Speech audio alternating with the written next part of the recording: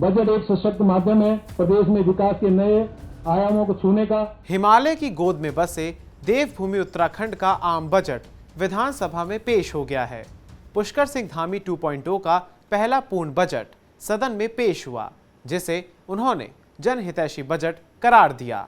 2022-23 के वित्तीय वर्ष का ये बजट 65,571 करोड़ रुपए का है, जिसे सदन के पटल पर राज्य के वित्त मंत्री प्रेमचंद अग्रवाल ने प्रस्तुत किया।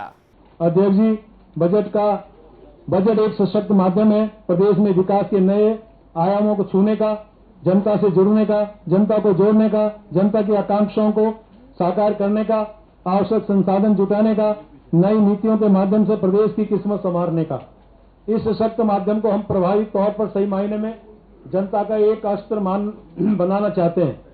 इसीलिए बजट निर्माण के अवसर पर हमने हर संभव तरीके से जनता से जुड़ने का प्रयास किया है। आइए आपको बताते हैं कि इस बजट में कौन कौन से नए प्रावधान किए गए हैं, क्या क्या घोषणाएं हुई हैं, कितनी धनराशि आवंटित की गई है, सब कुछ विस्तार से समझाते हैं। राज्य सरकार ने नंदा गौरा योजना के अंतर्गत 500 करोड़ रुपए का प्रावधान किया है। मुख्यमंत्री सीमांत क्षेत्र विकास योजना के लिए 20 करोड़ रुपए की धनराशि रखी गई है।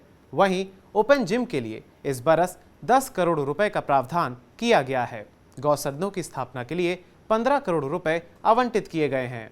बागवानी विकास योजना के अंतर्गत 17 करोड़, चाय विकास योजना के लिए 18 करोड़ 40 लाख और मेरी गांव मेरी सड़क योजना के तहत हर विकास खंड में 2 सड़कों के निर्माण के लिए 13 करोड़ 48 लाख रुपए की धनराशि का प्रावधान किया गया है। वहीं अटल उत्कर्ष विद्यालय योजना के लिए 12 करोड़ 28 लाख रुपए की धनराशि आवंटित की गई है। इसके अलावा राजधानी देहरादून में CIPET की स्थापना के लिए 10 करोड़ रुपए, महिला सशक्तिकरण योजना के अंतर्गत 7 करोड़ और ग्रामीण इलाकों में स्वास्थ्य संवर्धन योजना के तहत 6 करोड़ रुपए की धनराशि का प्रावधान किया गया है।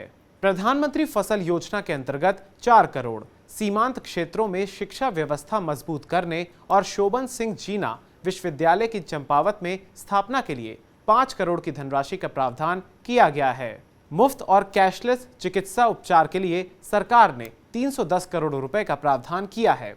राष्ट्रीय ग्रामीण रोजगार गारंटी योजना के लिए 297 करोड़ 84 लाख रुपए और प्रधानमंत्री ग्रामीण आवास योजना के लिए 311 करोड़ 76 लाख रुपए और स्मार्ट सिटी योजना के अंतर्गत 205 करोड़ की धनराशि का प्रावधान किया गया है। बजट पेश करने के मौके पर वित्त मंत्री प्रेमचंद अग्रवाल ने कहा कि इस बजट को तैयार करते समय समाज के हर वर्ग की आवश्यकताओं को ध्यान में रखा गया है।